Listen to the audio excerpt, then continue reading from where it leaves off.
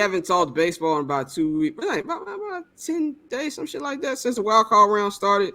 And we had the homie Jake Mintz on, man. I just want to say everybody's shitting my man in the media. In the words of Logan Roy, man, fuck off, bro. Like, he was just doing his job, and we're going to get into that. I think that's actually the perfect segue to talk about the front running Atlanta Braves. So pretty much, I'll let Dante explain the situation more. Yeah, what happened? Better than I do. All right, so basically, like a guy to me. No, he was cool. No, he is awesome. Actually, when say what's up to him before the game, he was sitting right in front of me, and after the game, Atlanta won. Everybody was excited. They go down to the clubhouse. When Jake was in the clubhouse. He heard Arcia. He overheard him say, "Attaboy Harper." He was basically joking about him getting doubled off. So of course he reports. He does what reporters do. And so it's back to the Phillies, and we all saw Bryce's reaction.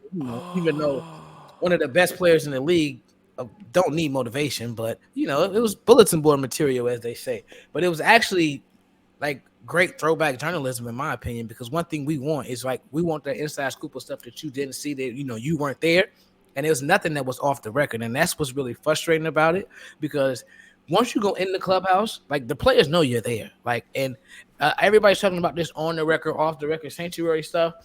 If a player doesn't want you to say something, they will look at you and say, "Hey, this is off the record." They will specify, don't say this. So I've had conversations with Ron Washington where we've been talking, and he'll stop the sentence and say, "Hey, this off the record," and then keep talking. So all of that is just BS. And so for them to do all of that and then start copping pleas about saying, and they said, "Oh, well, he doesn't really speak English a lot in the clubhouse," just for him to come out and say, "Oh yeah, I said it. Y'all weren't supposed to hear it." It gets to a point where you start to realize that a lot of people in today's media, they don't realize that as a journalist, you're not somebody's PR person. It's not your job to try to protect everybody. That's not your thing. Jake was literally there to report on the game, and they really tried to shit on him as if he was just some independent blogger, when the man was there on the behalf of Fox, and he's a member of the Baseball Writers Association of America. He was an independent blogger. It doesn't invalidate him at all. But and that gets to my point, because when they did that, it shows what they think about us. It shows you how they feel, and the arrogance, and the way that a lot of the old guard does not want new people in there. They hate it. They do not like it. They don't want the access. And so I will be speaking on that in my goofy mouth. So wait a minute. This is great. It's kind of what I asked Ashley about, just that independent media stuff. And I'm technically not independent media in my regular job. No, you work for the Death Star. I don't work for the Death Star, fam, but I do work for I do work for one of the Republic niggas, all right? But the Death Star is not me, y'all. I won't say who the Death Star name is, but ESPN.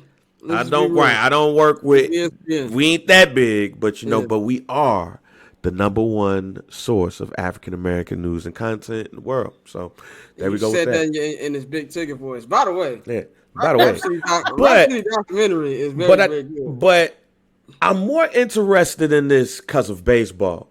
Because baseball is so old guard, new guard. We don't fuck with niggas 25 years and younger. You know what I'm saying? I don't want to use Buster Olney name, but all of the old niggas, Buster Olney, Peter Gammons. Peter Gammons, Buster Olney, Tim Kirchin, all them niggas, they old. Tim McCarver before he passed away, Tim McCarver. Right, all of the old people do it in baseball media. All right. Is it really old niggas versus new niggas for real? Because them old niggas feel like they've been around since Ty Cobb was playing and shit. Oh no, 1,000%, 1,000%. Especially when it comes, because how with baseball there's such a heavy reliance on the history of the game. So they feel they've seen so much of it, there's nothing you can really tell them. And then with the way that the game is leaning toward analytics now, at least in terms of the way we present it to the fans, they do not like that. They dislike that, and it's always interesting when you go in the press box. Prime example. At the game, you still have a lot of old school dudes who want to wear, the sports coat. Niggas got the fedora. Do them niggas got the fedora with the press stick, the suspenders? I'm in there with a gadget and shit. Yeah, But then you'll see like the new guard. You'll see the new guard guys like me, like Jake. We were in there, dressed down, casual, jeans, sneakers, You're gonna be hoodies. there for 12 hours. You're gonna be there for 4 hours watching the baseball. You talking baseball, but like to your point, that old guard is definitely there, and it's heavy, bro. It's very prevalent. So it's always it's cool most days, but when you get there, like you start sitting there, you look around, it'd be like, damn, okay, all right, like I see what this is. Yeah. So but at the end of the day, like the Atlanta Braves, from the players, from the people that were covering them, the people that actually, report for them throughout the season, they just come across as soft as fuck to me because you won 104 games, you won the NL East, and you played like shit. Offensively, you got lucky, winning game 2. It was an amazing comeback, but you didn't want to see the Phillies, and you couldn't score, you couldn't hit, you couldn't pitch. You threw out Max Fried. When Spencer Strider did well in game 1, you couldn't get any runs for him. In game 2, you gave up the lead rather easily. And everything they were doing, they were just deflecting from the on-field play. At the end of the day, it's the fucking playoffs. The play on the field matters. Not what Arcia said, whether he said it in Spanish, whether he said it in Hebrew, it doesn't fucking matter. It doesn't matter. You know what I'm saying? You still got to go out there and execute. Regardless, you threw Bryce Harper a fucking cock shot down the plate, fucking 93-mile-per-hour fastball that he sent to Patterson, New Jersey. You know what I'm saying? Like, you still got to execute. So, it was unfair for how the way they treated the homie Jake Mintz, and it was unfair to see other colleagues, other people in that realm, pile on him. Like, what the fuck? Like, what does it matter? Like, what are we not seeing here? Are we not watching the same game? The Braves shit the bed. Whether that comment got out or not, right? Whether the comment got out or not, the Atlanta Braves choked. So what does that have? You know what I'm saying? You just gave Bryce Harper, who was arguably a top 5, top 10 baseball player, you just gave him a little bit more motivation. But I'll tell you what, them motherfuckers lost in the World Series last year. They do not need any more motivation. They're hungry, and they did what they had to do. I was about to say the context of that is so important, right? Because if the Braves weren't, or if the Braves were 2-0 going into Philadelphia, that comment would have been a non-factor. But because Orlando Arcia decided to take a victory lap after let's be honest, it was a very lucky break. If Michael Harris doesn't catch that ball out in center field, then that's a totally different ball game, right? But you decide you want to take a victory lap. Sometimes emotions run high. We might say things, but to think that anything that you say in the presence of people whose job literally is to report on what you say and what you do and to give additional nuance and context to the game is insanity. And the fact that other players, not just in that clubhouse, but other players around the league, like I saw Kevin Gosman's like, this is such a dangerous precedent to set. Buddy, y'all get time in between when a game ends to cool off, cool down, and then reporters come in. You could have had your opportunity to get all of that out of your system. You chose to wait. He's not a rookie. Orlando Arcia has been in Major League Baseball for 8-9 years now. He's true to this. He ain't new to this. Stop acting like you took a victory lap early. The whole offense shit the bed. They got outscored 30-7 over the course of 4 games. Just say you can't handle the bright lights against the Philadelphia Phillies. But stop blaming Jake Mintz, because yes, I will go to war for that man. Jake has been nothing but supportive and is incredible at his job, and I won't stand it. Braves stink. Ben said that if the Phillies could get past Atlanta, that they would be a problem. It's giving flashes of the 2014-2015 Royals, and I still think, listen, I'd love to say that the Rangers going to win, but I think the Phillies, it might be their year. That rotation, that bullpen, they're too nice. I don't think anybody is beating them this year. Yeah, I wanna definitely. I echo Courtney's sentiments 100%. Yeah, Jake has always been cool, and I'm gonna elaborate on this more in my Goofy Mog of the Week, because my Goofy Mog of the Week will be going to Miss Elena Rizzo. Is what I'll be talking about that later in the show. I have a little problem with traditional media have had a problem with us non-traditional media. So I will get to that later in the show, but I will say this. Shout out to Jake, man. Like, he handled that situation with class a lot better than I would have. I'd have told y'all to kiss my ass, and I'm coming for all y'all motherfuckers' jobs. So you better be scared. So I'd have been way more less classy, as they say. So I definitely want to shout out to Jake, man, for handling it the way he handled it. In the words of Suge, what he said in 1295 Awards, shout out to Jake. We ride with him. You know what I'm saying? we ride it with him. You know what I'm saying? So shout out to him and how he handled that situation. But the Atlanta Braves, man, it's a very what did Puff used to say? Bitch assness. There's a lot of bitch assness. Yeah, it's soft as hell. The fans out there sending death threats to the fanatic. Seek help, bro. Man. But you know what though? I think I told the story about yeah, I did when the White Sox won the World Series like that year. That year Atlanta went against Houston in the NLCS. And all them Braves fans, home run is still not landed. Man, boy, them Braves fans was talking all types of shit when I was working in that Best Buy in Alpharetta, Georgia.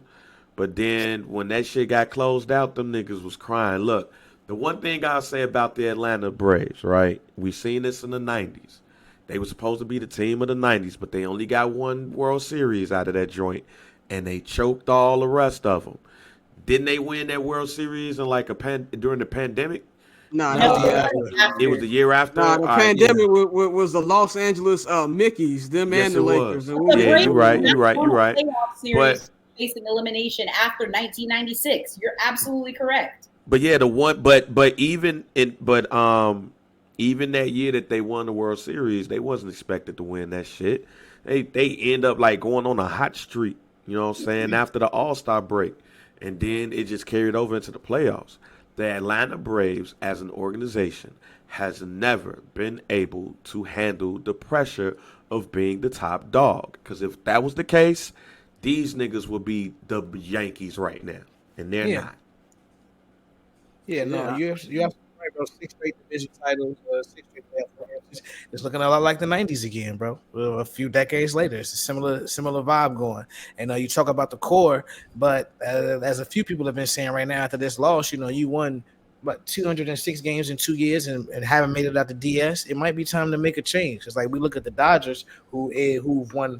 I know we're gonna get into them later, but just as far as the hundreds of games that they've won, and they've still, not won anything. So it gets to a point where it's like, what type of changes do you need to make? And I think with the Braves, me and Mikey has said this the whole season, like All-Star break on, like they need to get some more pitching.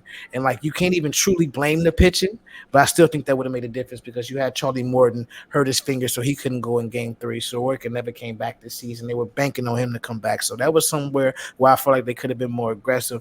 And offensively, there's no excuse for the team. You tied the major league record for most home runs in the season with 307. That Olsen, Acuna, Olsen, Acuna, Albies, Ozuna, you don't come out for any home runs. You have one extra base hit between your 4 best, power hitters. So your stars didn't play like stars. And I'm glad. One thing I am glad about that Brian Snickers said this, even though I feel like he got embarrassed as far as managing wise this entire series. He got his ass smoked. But what he said today, and it was very real, he said it didn't affect the Astros last season.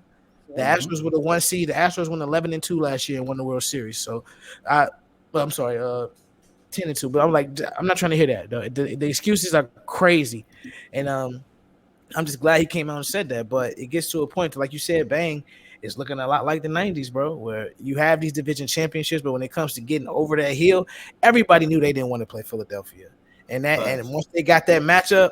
I told Mike after Game 1, I was like, they might be cooked. Like I was hoping they came back just so at least I could get to go cover Game 5. But I was like, this is the worst thing they could have done. Gustavo, you absolutely right. RCA will be with the Gwinnett Braves next year. So Tim Anderson. Facts. And the one thing I want to say as the resident Latino of the podcast, I'm very disappointed in Ronald Acuna. You're talking about this is the face of baseball. He is going to be named the MVP, the National League MVP, in a couple of weeks from now when the season is over.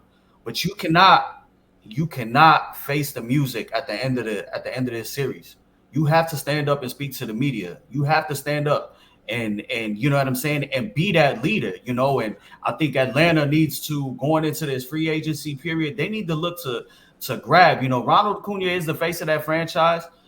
They need to go and they need to pull you know, a veteran Latino manager, veteran Latino player that's going to hold him accountable and teach him that. That's going to be the next step in his maturation process, because you have to stand there and face the music. That shit will not happen in the Houston Astros locker room. I promise you that. And that shit is not going to happen. You know, where a Jose Abreu, where a Yordan Alvarez, where a Jose Altuve, even Carlos Correa, all of them in the Minnesota Twins, that shit is not going to ride. And being the face of that franchise and the soon to be National League MVP, you can't pussy out. You have to stand there and face the music. Just call it what it is. And it's baseball. Look across the country. The Dodgers won 100 games and they were out and they had to face the music. Mookie Betts and Freddie Freeman had to speak up, and that's what it is. But you got to stand on business and you got to be 10 toes down. You can't do that shit. You can't skip out on the media. You can't say, oh, well, I got to go catch the bus. And because we're not going to hear from you ever again until next year. You know what I'm saying? So you can't do that. You got to stand up and you got to be the voice, especially for the, you know, the generation of players of the style that you play. You know what I'm saying? Like, you're a Latino player, you're flashy, you rock the chains, you rock the Venezuela colors, you got your different you know, cleats, shoes, you got your dreads, everything. You know how they react and how they look at you. They don't like that shit. Don't give them more reason to pile on. I mean, you just knocked out the part there. I 100% agree with that. I feel like when you're, yeah, you put it perfectly. I think when you're a guy like Ronald Acuna Jr., who was one of the faces of the league, you've been in all the commercials, you know, you've been in, you know, all over. You've had an amazing 40-70 season, and you go out there and you lay an egg. You got to take the blame that comes with it. When if they'd have won this series and he had a great series, we'd be praising Ronnie. We'd be like, oh, this is amazing playoff performance. He really took what he did in the regular season and just capitalized on it. But you gotta go out there and face music, like he just said. What Freeman did and what Mookie did, they took it on the chin, and that's exactly what you want to see from Ronald. Now he's young, he'll learn better, but you need to knock that shit in the bud right now. And the Atlanta Braves in general, they got to get their mind right, man. They really went out like some